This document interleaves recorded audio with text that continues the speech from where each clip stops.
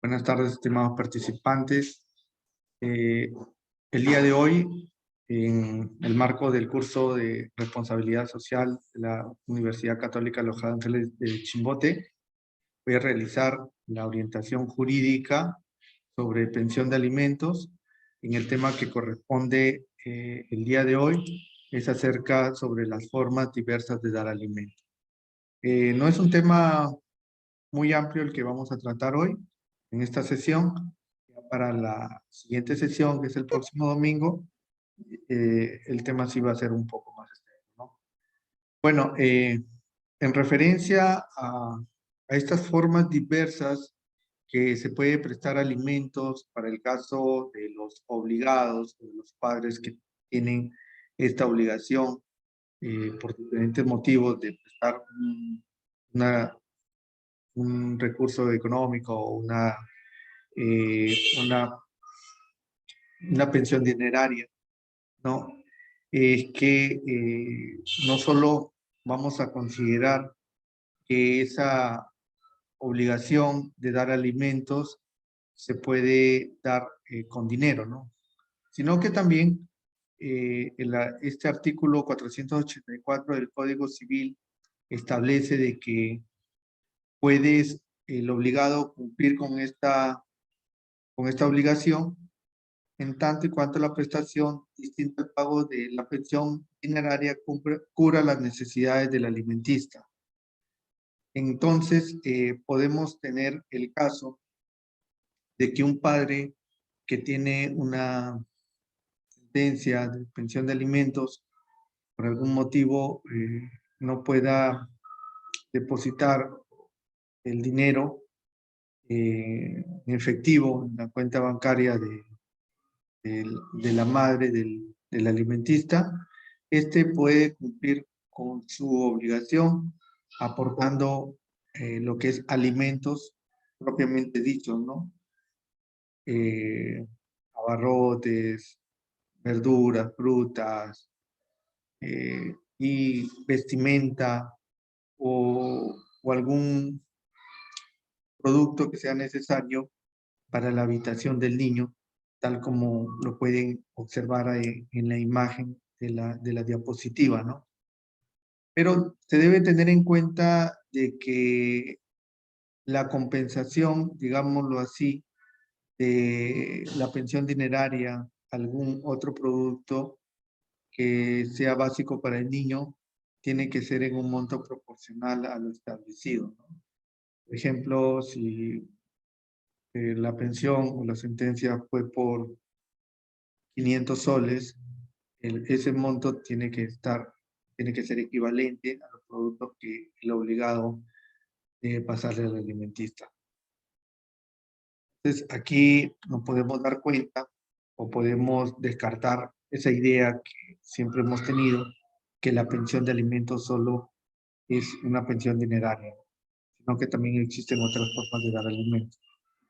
Incluso, como les comenté anteriormente, el, el obligado podría realizar labores domésticas o de cuidado a favor de los alimentistas con el fin de cumplir con su obligación. También sería otra forma.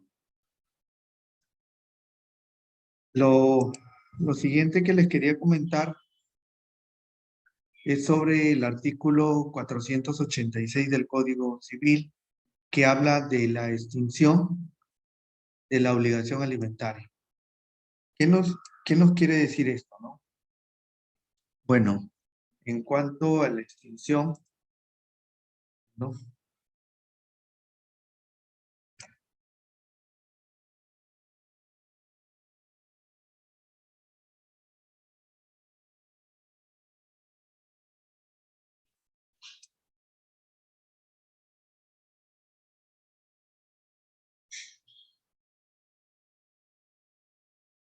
En cuanto a la extinción de la obligación alimentaria, esta se puede dar con la muerte del obligado o del alimentista, ¿no? Es decir, si muere la persona que está encargada de brindar la pensión de alimentos, se extingue esa obligación, ¿no? O también si muere el niño, del alimentista. Ahí ya no habría esta obligación de continuar con la pensión de alimentos. Pero sí, en el caso de la muerte del alimentista, los herederos, ¿no? Los herederos están obligados a pagar los gastos funerarios, ¿no? del alimentista. Los herederos me refiero a los demás hijos que tenga el causante o el obligado y que deben cumplir con esa obligación, ¿no? Porque se supone de que esta persona que fallece, que está obligada a prestar una pensión alimenticia, de alguna u otra manera tiene un patrimonio, ¿no? Y ese patrimonio, al momento de hacer la división sucesoria, los hijos, los herederos, ellos están obligados a cubrir esos gastos funerarios del alimentista. Para la extinción de alimentos por muerte del alimentista no es necesario iniciar una nueva demanda. Puede ser solicitado en el mismo proceso de alimentos, acreditándose con el acta de defunción correspondiente. Esto es muy importante, ¿no?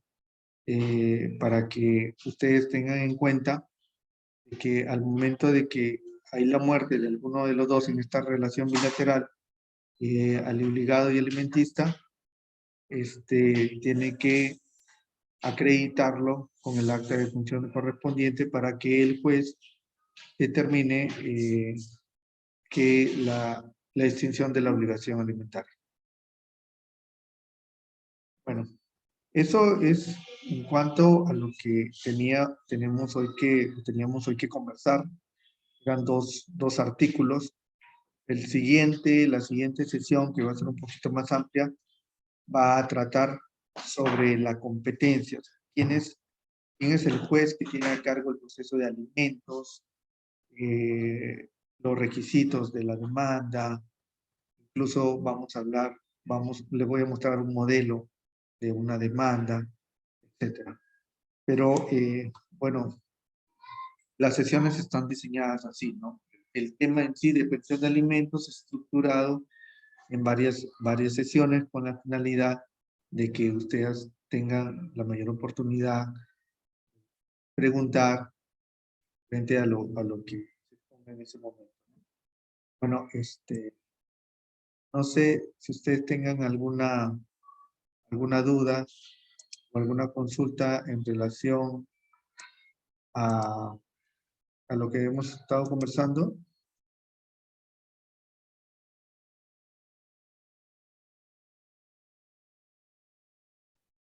Y tal vez no les ha quedado claro alguna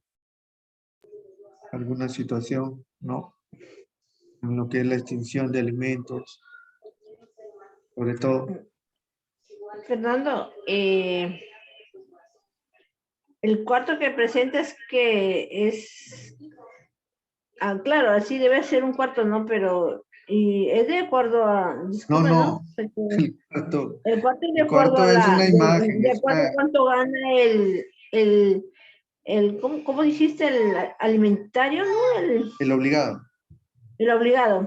No, De acuerdo a lo que gane el que obligado. coloqué fue referencial, nada más. Es como para graficar Un el ejemplo, obligado. un ejemplo. ¿Cómo? Porque si el obligado gana 800, 900 soles, no puede darse el lujo de tener un cuarto así, ¿no? El hijo, pues porque No. no se le da una cierta cantidad de acuerdo a lo que gana, ¿no? Sí, claro. A ver, la imagen que he colocado ahí es referencial, nomás para graficar las diferentes formas que el obligado puede cumplir con su pensión, con la pensión del alimentista, ¿no? Que no solo, para que lo entienda, que no solo comprende dinero en sí, ¿no? Sino lo puede hacer llevando alimentos, llevando vestimenta, llevando algún producto que sea necesario para su habitación o tal vez para salud, porque o sea, se le denomina pensión de alimentos, pero en sí no es solo alimentos lo que aporta el obligado, sino el conjunto de todas los requerimientos que el niño tiene para poder subsistir. ¿Entiendes? Y se da en base a lo que él va a otorgar, a lo que está establecido como pensión. ejemplo, si son 300 soles, él puede dar un equivalente a lo que en otros productos, a ese monto. Claro, los 300 soles. Cuando ya le descuentan por planillas, ya no tienen por qué darle nada más, ¿cierto? Porque ya comprende todo, ¿no? Educación, vestimenta, salud. No tienen la obligación ya de darles, bueno, si el obligado desea darles, claro, ¿no? Sí puede ser, pero ya no es obligación del obligado darles nada más, ¿cierto? No, ya no. El monto que se establece ahí, que Eso es por es todo. descontado de su remuneración, eso es lo que establecido para todos los gastos, necesidades que tenga el niño.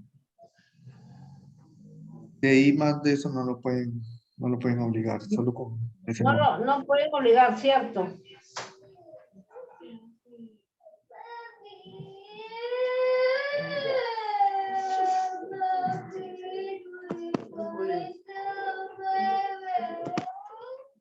¿Alguien más que tenga una pregunta? Cristian, Jimmy, Desi. Muchas preguntas. ¿A dónde se van a pasar? Hoy está pisando.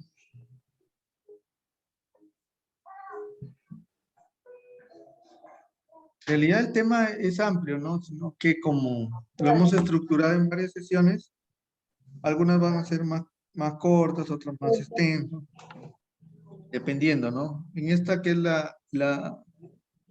sexta sesión, orientación jurídica, sobre este tema, ¿no? Y el próximo, como le repito, va a ser un poco más amplio, ¿no? Ahí, para tener en cuenta, a ver,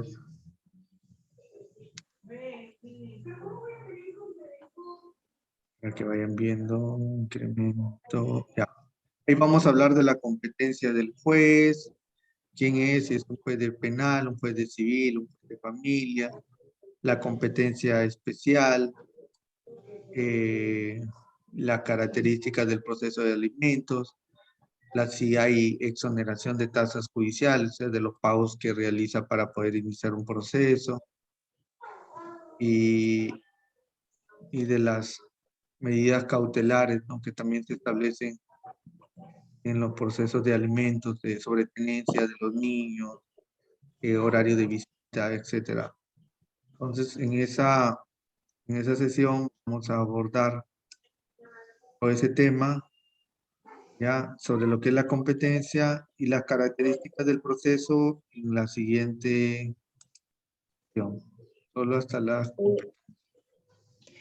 Si yo, por ejemplo, que yo tuviera, bueno, mis hijos ya están grandes, ¿no? Pero jóvenes, que yo tuviera hijos pequeños y mi esposo, mi marido se queda con ellos, yo estoy en la obligación de pasarles una manutención a ellos, ¿cierto? Claro, No él, sino, porque como él los tiene, yo tendría que pasarles una manutención, ¿no? sí. Igual es como que si tú te quedaras con los niños y tu esposo se vaya, él está obligado a pasar una manutención. No creas que es solamente para los hombres, sino también son para las mujeres.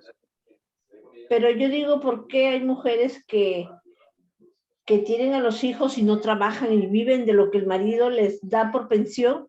De eso nomás viven y no trabajan.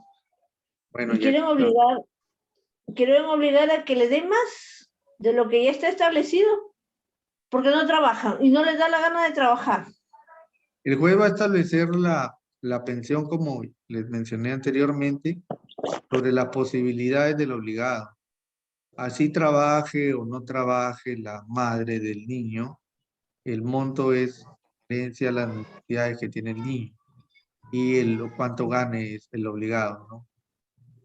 No tiene nada que ver, ¿no? Ya, el monto es fijo, ¿no? Si él gana 2.500 y le cuentan el 30 o 40%, eso va a ser, ¿no? Y si necesita algo más el niño, ya la madre va a tener que correr con esos gastos.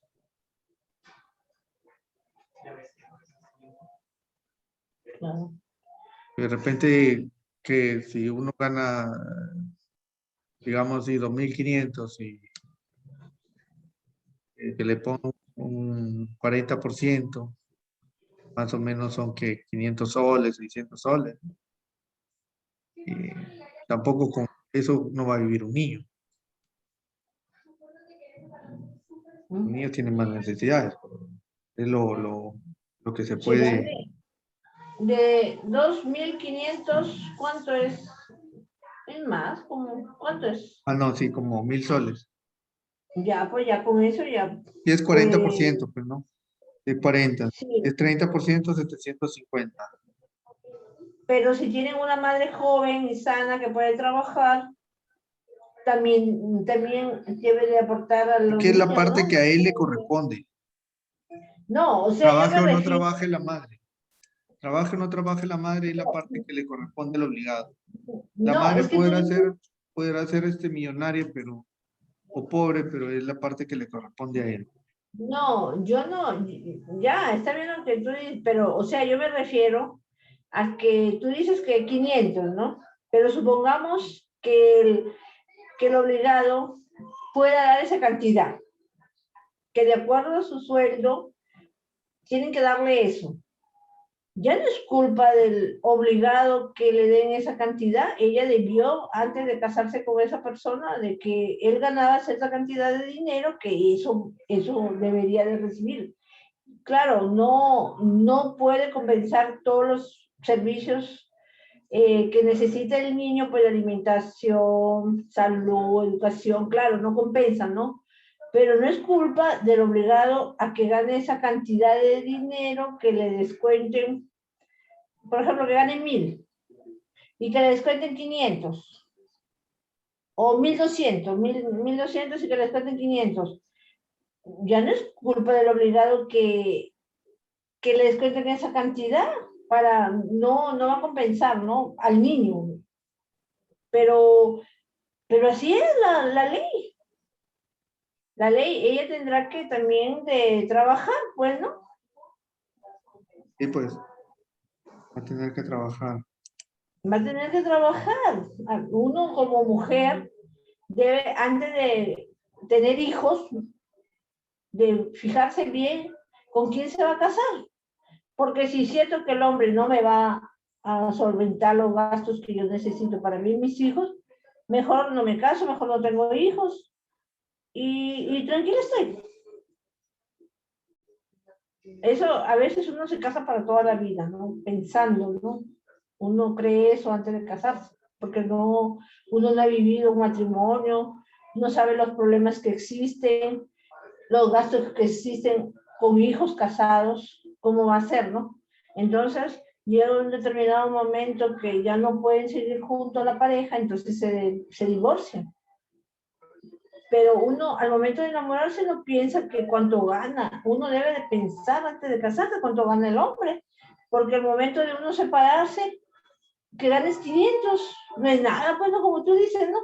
Pero, ¿y si eso es lo que él gana? O sea, de acuerdo a su sueldo, eso es lo que me pueden dar.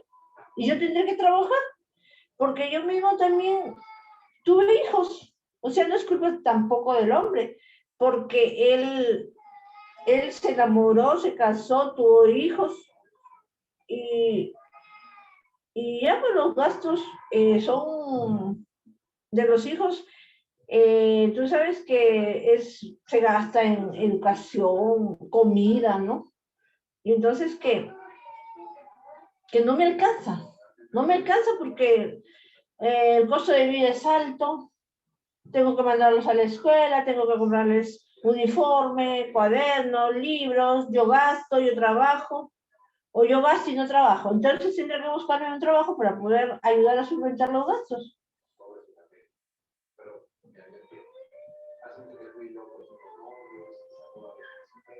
Perdón, ¿no te fuiste? Pues son varias cosas que entran a tallar en este tema, pero de todas formas el Sí, niño tiene que recibir una pensión, ¿no? no, Sea sí, yo estoy de poca o acuerdo. sea baja o sea alta, el niño tiene que recibir una pensión. Claro, el niño tiene que recibir una pensión, hay padres irresponsables, como la semana pasada que decía que había dejado de ser, había dejado el trabajo para que no le descuenten. Y de eso no solamente es él, hay varios. Hay varios que dejan de ser su trabajo, un trabajo nombrado, estable, por no pasarle mención a los hijos. Y ese es el mal padre. Pero, o sea, a uno tiene que conformarse también con lo que recibe, ¿no? Cuando, Porque la culpa no es de uno, es de los dos. cuando uno renuncia de mala fe a un trabajo por la pensión de alimentos, también recibe una sanción, Sí. pero tienes que demostrarlo. Sí, sí. Uno por eso, pues. Ya. Y bueno, esperemos que las personas que pasan por esos momentos lleguen a un buen acuerdo. En realidad, Claro, existe una vía extrajudicial, ¿no? Que es la sí. conciliación. Entonces, la conciliación, lo ideal que estas relaciones que ya están en un proceso de separación, busquen un centro de conciliación para no llegar a la vía judicial. Y en esa vía ya se establezca, base a un acuerdo, cuánto es lo que va a recibir el niño, ¿no? De acuerdo a las posibilidades de cada uno. Si ellos todos están de acuerdo, se llega a conciliar y esa resolución tiene valor de cosa juzgada, ¿no? O sea, Mira, que cumplirse. como yo. Allá. No, es que a veces hay padres que dicen que son independientes. ¿Y qué te dan? 80, 50 soles. Y eso es lo que te toca recibir. Mira, Y el cálculo se hace para las personas que son independientes y que de sí, repente no tienen una remuneración fija sobre el mínimo vital. sí. Sobre eso se establece el porcentaje. Gando o gane poco, el límite de la remuneración mínima vital. Ya, pues si es que le establece el 25%, el 30%, obviamente es poco, pero bueno, es lo que se puede definir, ¿no? Lamentablemente, Estado no puede cumplir más allá de eso. No, pues. Ya es cuestión de cada uno cuando forme sus parejas, sus relaciones, que alguien que lo pueda solventar, ¿no? ¿Qué Tipo, qué te da tipo un Melissa Club, ¿no? Melissa independiente? Club. Por ejemplo, ¿qué te da un independiente de las mujeres, no? Un mototaxista que te da 80, 50 soles. No ganan mucho. Por ejemplo, esos que manejan moto ajena, ¿qué te da 50, 80 soles? Pero ni 500, hasta 500 es dinero a comparación de 80, 50 soles. Es que por decir en un mototaxista, lo mucho que va a ser 280 soles, 300 soles más, o sea, mensual. Por eso. O sea, es un, es nada, casi nada. Mejor tienes que trabajar. De esta manera tienes que abrir un proceso, porque aunque sea poco, los niños los necesitan. Sí, sí, está bien, porque esos 280 de todas maneras te sirven para algo, para que coma el niño, porque quien debe de beneficiarse es el niño. Claro. Muy bien. Entonces, si ya no hay más preguntas, agradecerles nuevamente por su participación y el próximo domingo nuevamente nos estaremos conectando con el tema de la competencia del proceso de alimentos, quién tiene a cargo, qué juez tiene a cargo este proceso, cuáles son las consideraciones que se tiene que tener, etcétera. Ya, espero que participen así como lo vienen haciendo hasta ahora. Yo con atención, el día sábado les estoy pasando el link, que ustedes sin ningún problema se puedan conectar. ¿De acuerdo? Bueno, muchas gracias con todos, ¿no? Espero verlos la próxima semana. Luego.